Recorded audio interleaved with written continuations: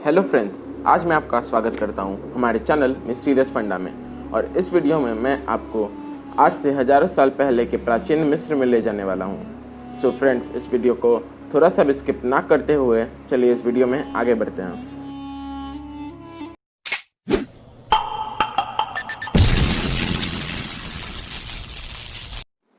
आज से हजारों साल पहले के प्राचीन मिस्रवासी कैसे रहा करते थे और उन्होंने किस तरह इतने बड़े बड़े इमारत बनाए जो आजकल के लोग मशीन के यूज से भी नहीं बना सकते। वो किन देवी देवताओं को पूजा करते थे, वो कैसे खाने के लिए अनाज खरीदा करते थे और क्या क्या खाया करते थे। इस वीडियो में आपको इन सब के बारे में पूरी जानकारी मिलेगी। सबसे पहले हम प्राचीन मिस्र के क्लास की बात करते हैं, जिसमें सबसे पहला परोह आता था। उसके बाद ऑफिशियंस जो मंत्री जैसे होते थे, और फिर प्रीस्ट यानी कि पंडित, फिर मर्चेंट्स, स्क्राइब, आर्टिशियंस और सबसे आखिर में स्लेव्स।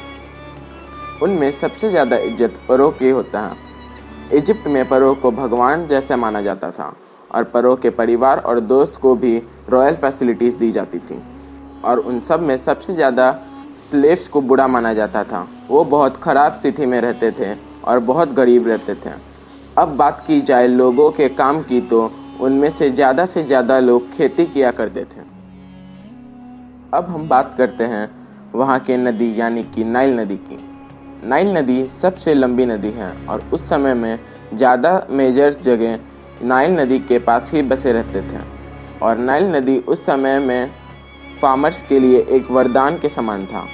उस समय के हॉट टेम्परेचर एरिया में भी नाइल नदी की वजह से खेती अच्छी होती थी। उस समय के खेती में जौ यानी कि बार्ली और गेहूं उगाए जाते थे। और उस समय में 3 सीज़न होते थे, जो अखेत, पेरेत और सेमू थे। हर साल अखेत के सीज़न में बाढ़ से उधर की सिल्ट, जो एक तरह की उपजाऊ मिट्टी होती है, वो डूब जाते थे। फिर आता था पेरेट सीज़न, जिसमें खेती करने के लिए बीज बोए जाते थे। और उसके बाद सेमू सीज़न, जिसमें जब बीज उग जाते थे तो वो फसल काटा जाता था। प्राचीन मिस्र में लगभग 1500 के आसपास के भगवान को पूजा जाता था, जिसमें रा, जिसे गॉड ऑफ सन कहा जाता है, एमोन गॉड ऑफ स्काई और Amon Ra king of gods and father of pharaohs. जैसा कि मैंने आपको बोला था कि इजिप्शियंस परोह को भगवान मानते थे। फिर आते हैं एनुबस, जो प्रोटेक्टर ऑफ डेथ थे। उनमें से कई देवी देवता हमारे धरती पे मौजूद जानवर की तरह दिखते थे। और अब हम उनके कंस्ट्रक्शन की बात करते हैं। उस समय के लोग बहुत अच्छे मॉन्यूमेंट यानी कि स्मारक बनाया करते थे, जिन्हें आजकल के क्रेन के यूज से भी नहीं बनाया जा सकता।